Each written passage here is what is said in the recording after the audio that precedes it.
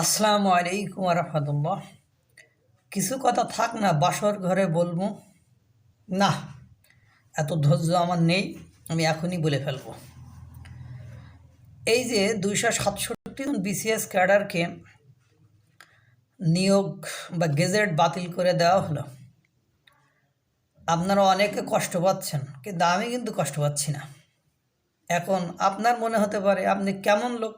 আরে ভাই, পুরোটা শোনেন, বুঝবেন। কথা আছে, শহরে যখন আগুন লাগে তখন কিন্তু দেওয়ালাই বাদ যায় না, মানে মসজিদ মন্দির কিন্তু পুড়তে বাদ যায় না।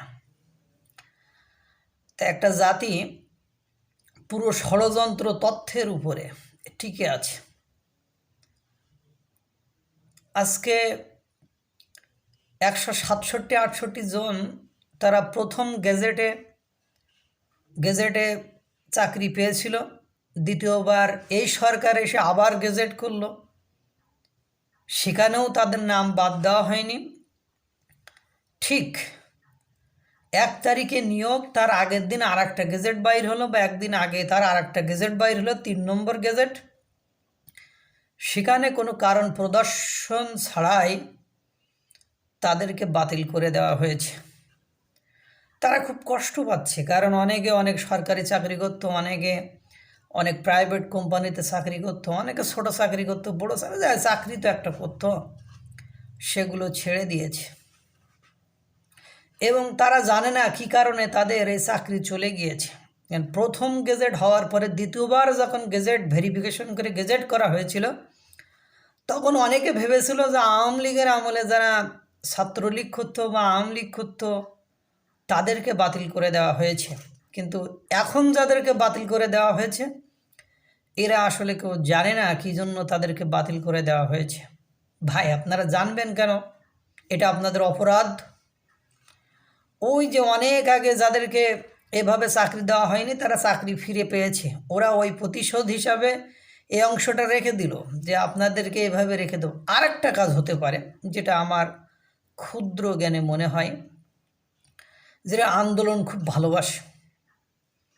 তোমাদের বিসিএস ক্যাডাররা যদি একটু আন্দোলন করে, এভাবে যদি তাদেরকে বাদ দিই, তাহলে এরা পিএসসিতে যাবে, আন্দোলন করবে, আমাদের খুব ভালো লাগবে। আহা, আমরা প্রাইমারি স্কুলের টিচার হওয়ার যোগ্যতা রাখি না, আমরা তোমাদেরকে নাচাচ্ছি, দেখো তো কেমন নাচাই। আরে সোনারা, দিনরাত সমান করে পড়িছ বই, আর আমরা করেছি 36 দিনের আন্দোলন, আমাদের কথাই শেষ কথা।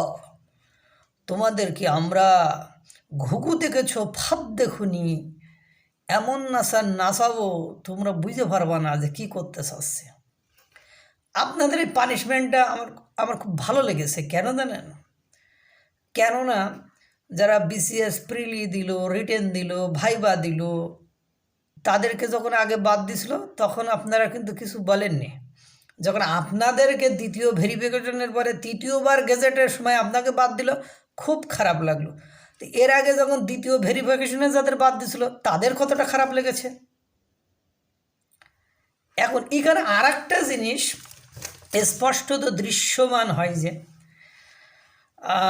আওয়ামী সরকারের আমলে যেসব নিয়োগগুলো হয়েছে, সেগুলো কিন্তু ভুয়া নিয়োগ হয়নি। এটা কিন্তু একটা অনেকটা স্বচ্ছতার প্রমাণ দেখায়। কেননা তাহলে 1000 কতজনের নিয়োগ হয়েছে, 168 জন কেন বা 267 জন কেন বাদ যাবে? যেহেতু দুর্নীতি হয়েছে, তাহলে সবাই করাপ্টেড, 167 জনেরই বাদ দেওয়া উচিত ছিল। সেটা কিন্তু করিনি। তার মানে গোপনে গোপনে ভালো কিছু হয়েছে, এটা বোঝা যায়। এখন ঘটনা হলো, যাদেরকে বাদ দেওয়া হয়েছে তাদের যেমন কষ্ট লাগছে, আপনাদের আগে যাদেরকে বাদ দেওয়া হয়েছিল এদেরও কষ্ট লাগছে।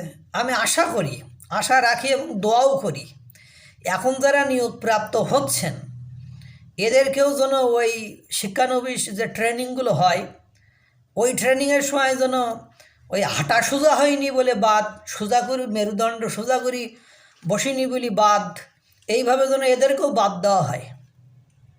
কেননা একজন সর্বোচ্চ শিক্ষিত বিসিএস ক্যাডার জ্ঞানী ব্যক্তির সামনে যখন তার সহকর্মী তার সমপরিমাণ মেধাবী একজনকে বাদ দেওয়া হয়, আর তুমি আমি বাসায় বসে মধু খাই যে আমার চাকরি তো হয়েছে, ও মরে মরুক, এই চিন্তা করো, তোমাদেরকেও যেন আল্লাহ ঠিকই ওই যে বললাম এসপিদের মতো, এসপিতে যেমন বাদ দিছে, এসআইদের যেমন বাদ দিছে, সোজা করে হাঁটা হয়নি, এলোপাতাড়ি হাঁটছে, ট্রেনিংয়ের সময় কথা বলছে, নাস্তা নেওয়ার সময় দুষ্টামি করছে, এরকম করে যেমন বাদ দেওয়া হয়েছে, তোমাদেরকেও যেন ঠিক ওইভাবে বাদ দেওয়া হয়। তাহলে বুঝবা যে কাহিনী কী। আর যাই হোক, আপনাদের সাথে কিন্তু কোনো রকম বৈষম্য হয়নি, কারণ এই যারা এখন ক্ষমতায় আছে এরা বৈষম্য বিরুদ্ধে আন্দোলন করে ক্ষমতায় এসেছে। তারা কোনো জায়গায় বৈষম্য ভেদাভেদ পার্থক্য যোগ্যতার অসম্মান করতে চায় না। তাহলে নিশ্চিত তাদের মাপকাঠিতে আপনারা কিন্তু ওই বৈষম্যের দলের নয়। আপনারা যতই বলেন না কেন আপনারা পলিটিক্যাল ভাবে ইনভলভ না, আমরা পরিবার পলিটিক্যাল না, আপনি রাজনীতি করেন না, আপনি বৈষম্য বিরুদ্ধে আন্দোলনে ছিলেন, ওসব কোনো এত কষ্ট করে জীবনের ঝুঁকি নিয়ে সামনের লাইনে থেকে বৈষম্য বিরোধী সমন্বয়ক হয়েছি, উপদেষ্টা হয়েছি। আপনাদের যদি একটু মানে বাদর নাচাইতে না পারি, তাহলে বসবো কী করে যে আমি আসলে ক্ষমতাবান। আমার মনে হয় ভাই, যারা 67 জন আপনার দ্বিতীয় তৃতীয় গেজেটে বাদ পড়েছেন এরা না, যারা প্রথম গেজেট থেকে আজ পর্যন্ত বাদ পড়েছে সবার জন্য আপনাদের আন্দোলন করা উচিত। কেননা বিসিএস পরীক্ষা কোন কোয়ালিটিতে হয়, কিভাবে হয়, এটা আমরা সকলে জানি। এখন কথা হলো, আগেকার আমলে শেখ হাসিনার আমলে, এই যাকে আমরা স্বৈরাচার বলি, তার আমলে নাকি পুলিশ ভেরিফিকেশনে সকলকে বাদ দেওয়া হতো। এত সব আওয়ামী লীগের প্রশাসন সব আওয়ামী লীগের, কিন্তু এখন তো দেখছি সব মানে আওয়ামী লীগের নয়। কারণ 43 বিসিএসে কেন 267 জন বাদ যাবে? যদি পুলিশ ভেরিফিকেশন করে তার চাচা, তার দাদা, তার খালু, তার নানা, একজন বলছিল যে 14 গোষ্ঠী যদি ভেরিফিকেশন করে দেখে যে গোষ্ঠী থেকে আওয়ামী লীগ আছে কিনা, তাহলে সে যদি বাদ যায়, মানে সে ছাড়া অন্য কেউ যদি ঢুকতে না পারে, তাহলে এই 1000 কতজন সুপারিশপ্রাপ্ত বা গেজেটেড হয়েছে, এর মধ্যে 167 জন বা 267 জন বাদ যাবে কেন? এই 1000 কতজন টোটালটা বাদ গেলে আমি বুঝতাম যে হাসিনার আমলে যে নিয়োগগুলো হয়েছে সে তো পার্শিয়ালিটি হয়েছে, সেখানে জামাত বিএনপি ভেরিফিকেশন করে হয়েছে, তাদের কোনো নিয়োগ হয়নি, ইত্যাদি ইত্যাদি ইত্যাদি। তার মানে কি বোঝায়? হয় ওই কথাটা ঠিক, না হলে এই এখন যেটা বলছেন এটা ঠিক। এখন যদি সবাইকে বাদ দিতেন তাহলে আপনাদের স্বচ্ছতা থাকতো। এখন শেখ হাসিনা যদি এটা করে থাকে, তাহলে শেখ হাসিনার আমলে নিয়োগপ্রাপ্ত 167 জনের মধ্যে 1000 কতজনের মধ্যে যদি 267 জন বাদ যায়, বাকিদের কি আপনারা তাহলে ঘুষ খেয়ে নিয়োগ দিয়েছেন? ঘুষ খেয়ে গেজেটেড করেছেন? কারণ বাদ গেলে তো সবাই বাদ যাবে। কারণ আপনারাই তো বলছেন শেখ হাসিনার আমলে যে পরীক্ষা হয়েছে, নিয়োগ হয়েছে, সব কিছুতে দুর্নীতি হয়েছে এবং সেখানে পার্শিয়ালিটি হয়েছে। তার মানে কি বোঝায়? আপনারাও দুর্নীতিগ্রস্ত?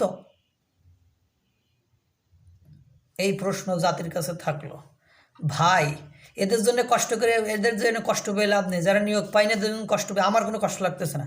কারণ আমার তখন কষ্ট লাগবে এরা যে প্রথমবার গেজেটেড যারা হয়েছিল সকলের যখন নিয়োগের জন্য এরা আন্দোলন করবে, তখন বুঝবে এরা নীতিবান, এরা সততা, এরা তো নিজের স্বার্থের কথা ভাবে। এই জন্য প্রথমে যখন বাদ দিছিল তখন আন্দোলন করি নাই, এখন তো এভাবে করে সব বাদ যাবে। বললাম হাঁটা সোজা হয়নি, দৌড়ানো সোজা নেই, সোজাই বসা হয়নি, ট্রেনিংয়ে কথা বলেছে, এভাবে করে যেন আল্লাহ এদের সবাইকে বাদে দেয়। আল্লাহ তাআলা সকলকে ভালো রাখুক, সুস্থ রাখুক। আসসালামু আলাইকুম ওয়া রাহমাতুল্লাহ।